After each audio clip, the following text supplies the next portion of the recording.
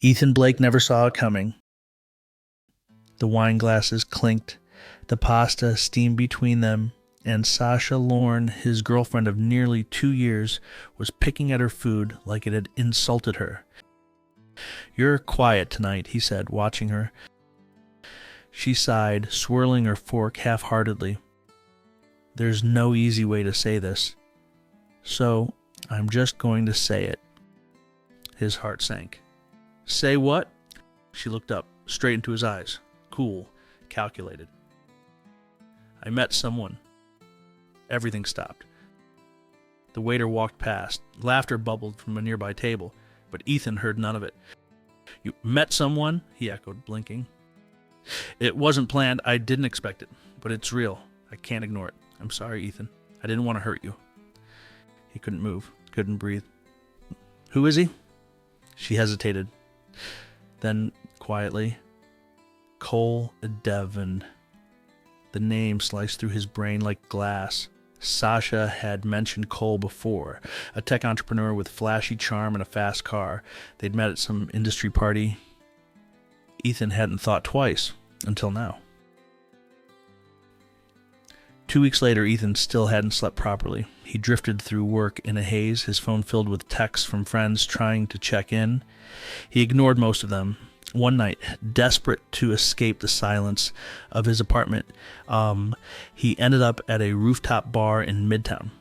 Neon lights, jazz playing softly, and a bottle of scotch that tasted like regret. That's when he saw her, Riley. She was sitting alone, red lipstick, black dress, and a look in her eyes that said she'd been through hell and come out wearing stilettos. "You look like you just got dumped," she said when he sat next to her. He gave a humorless laugh. "That obvious?" She clinked her glass against his. "You're not the only one she blindsided." He turned, frowning. "What do you mean?" She smiled, slow and deliberate. "Sasha Lorne stole my husband." And just like that, Ethan was awake again. They started seeing each other casually. Drinks, laughs, intimacy that made him forget her name for a while. Ethan told himself it was just a rebound. Riley made no promises, but there was something electric between them.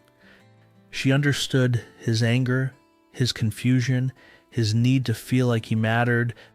Then came the gallery opening. Sasha and Cole walked in, arm in arm.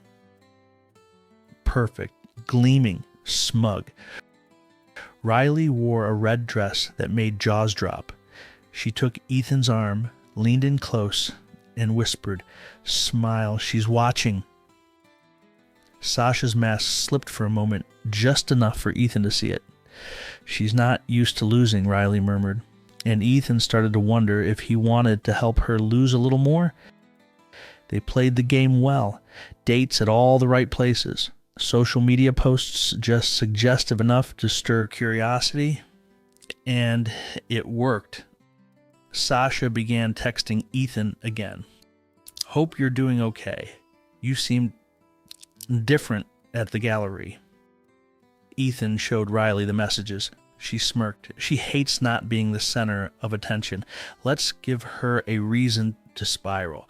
But things weren't that simple. Riley was supposed to be a distraction, a way to get back at Sasha. Instead, she was becoming a fixture. Her laugh, the way she'd stare out the window before saying something profound, her unexpected kindnesses. She wasn't who he thought she'd be, and that terrified him. He caught himself wanting to know more, wanting to be there when her voice trembled, when she looked lost, wanting to be the one to put the pieces back together. One night, she fell asleep on his couch, a half-read book on her chest. He didn't wake her. He just watched her breathe, a slow and steady rhythm that pulled him in deeper. Riley's apartment was a blend of luxury and chaos. Expensive bookshelves, unmade bed, wine glasses left half-finished. One night, Ethan wandered in while she was in the shower.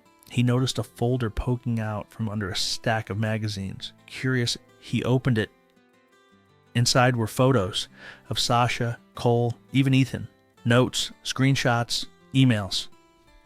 His stomach turned. When Riley emerged in a robe, she saw the folder in his hands and froze. "You're spying on them? On me?" She didn't flinch. "I needed to know what I was walking into. Sasha ruined my life. I just wanted to be prepared. You said we were in this together. We are. But don't pretend this didn't start as revenge. You wanted her to hurt. I gave you away." He left without another word. Days passed. No texts, no calls. Ethan felt like he was adrift. Sasha reached out again, suggesting they talk, but he didn't respond. Then Riley showed up at his office. No makeup, no attitude.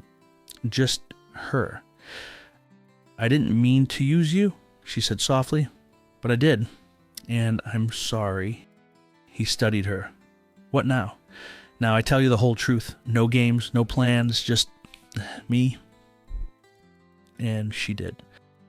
Her marriage to Cole had started beautifully, but ended in betrayal. Sasha had wormed her way in slowly, offering Cole opportunities, feeding his ego until Riley was shut out, alone. "And now I'm trying to forgive someone who isn't even sorry," she whispered. Ethan pulled her into his arms. Maybe forgiveness wasn't about the other person at all. Maybe it was about letting go. The truce between Ethan and Riley turned into something more than just reconciliation. They moved in a rhythm that felt real now. Dinners at home, laughter that wasn't tinged with bitterness, slow mornings tangled in sheets. But then came the message. From Cole, it was addressed to Riley, short, cryptic. "We need to talk. It's important." Riley stared at the screen for a long time before showing Ethan. What could he possibly want now? "You should meet him," Ethan said slowly. "Find out what he's up to." Riley raised an eyebrow. "You trust me that much?" He nodded. "More than I expected to." Cole sat at the end of a sleek table in a members-only club, all charm and crocodile smile. "Riley, I didn't call you here to fight. I have a proposition." She crossed her arms. "I'm not for sale." "No, but your silence might be." He slid a folder toward her. Confidential contracts, stock transfers, assets tied to Sasha's newest ventures. She used insider information. "If this gets out, she's finished. I want her out of my life." Riley blinked.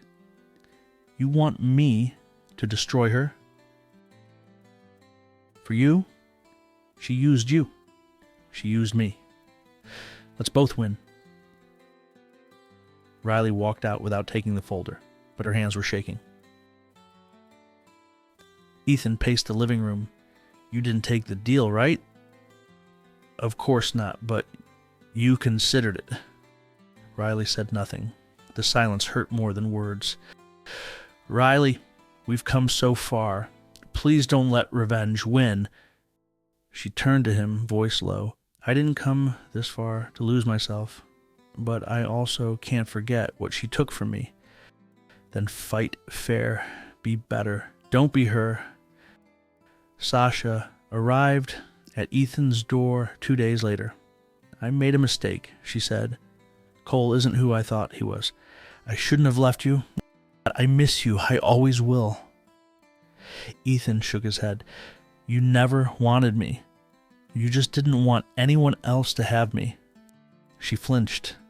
Behind him, Riley stepped into view. "Oh," Sasha said, her face paling. "So that's what this was? Revenge?" Riley's voice was calm. At first, maybe, but not anymore." Sasha left, and the door closed behind her like the end of a story. Weeks passed. The sun shone a little warmer. The coffee tasted a little sweeter. Ethan and Riley stood on a beach at sunset, waves washing over their feet. "You think we started for the wrong reasons?" he asked. She smiled. "Maybe. But sometimes the wrong road leads to the right place." He took her hand, and for the first time in a long time, they both felt free. And so the tangled web of heartbreak, betrayal, and revenge unraveled into something unexpected: healing. What began as a rebound and a shared need for retribution became a journey of rediscovery. Ethan and Riley didn't just find love again. They found themselves, because sometimes the worst endings lead to the best beginnings. Thank you for watching. If this story gripped you, moved you, or made you rethink the power of second chances, don't forget to like, subscribe, and hit the bell icon.